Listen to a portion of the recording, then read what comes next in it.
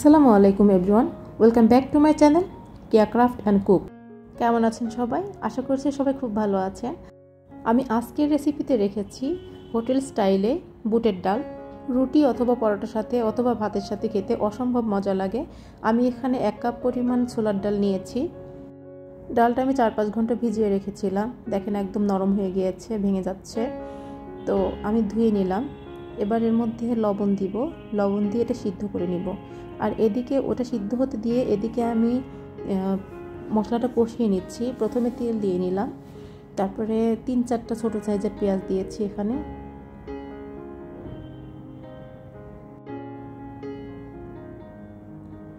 আমি 3-4টা শুকনো মরিচ একটু ভেঙে দিচ্ছি, ফ্লেভারটা ভালো আসবে সেই জন্য।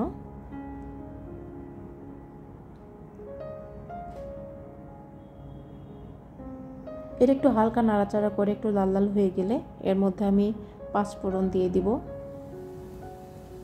এখানে আমি 1 চা চামচ পরিমাণ 5 ফোড়ন দিয়েছি আর 3টা এলাচ দিয়েছি, একটু ভেঙে দিয়েছি এলাচটা। তারপরে 2টা তেজপাতা দিলাম আর 2 টুকরা দারচিনি দিয়েছি। আর এখানে লবঙ্গ আর গোলমরিচ আছে। আর দিয়ে দিলাম একটু আদা, থেতো করে দিয়েছি, আমি বেটে দেইনি। রসুনটাও থেতো করে দিয়েছি। সামান্য একটু পানি দিলাম যেন মশলাগুলো পুড়ে না যায়। এবার আমি গুঁড়া মশলা অ্যাড করব। 1 চা চামচ পরিমাণ দিলাম শুকনো মরিচের গুঁড়া আর 1 চা চামচ পরিমাণ হলুদের গুঁড়া দিলাম। এ পর্যায়ে আমি লবণ দিব না, কারণ ডালটা সিদ্ধ করার সময় লবণ দিয়েছি।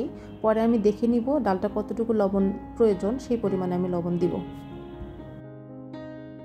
মশলা কষিয়ে লাল লাল যখন হয়ে যাবে তখন ওই সিদ্ধ করা ডালটা আমি ছেঁকে দিব, পানি দিব না। আমি ভালোভাবে এই ডালটা এই মশলার মধ্যে ভেজে নিব, তারপরে পানি দিব। এই যে পানিটা থাকবে সিদ্ধ করার পরে, সেই পানিটা আমি রেখে দিব, পরবর্তীতে পানিটা আমি ইউজ করব। একদম ভেজে দেখেন শুকনো শুকনো একদম হয়ে গিয়েছে, ভালোভাবে ভেজে নিতে হবে। তারপরে সেই ডালটা যে পানিটা ছিল সেই পানিটা দিয়ে দিলাম আমি।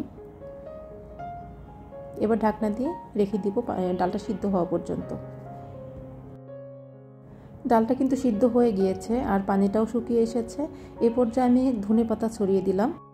ধনেপাতাটা সম্পূর্ণ অপশনাল, হোটেলে কিন্তু ধনেপাতা খুব একটা দেয় না, অফ সিজনে তো পাবে না, সেই জন্য আরও দেয় না।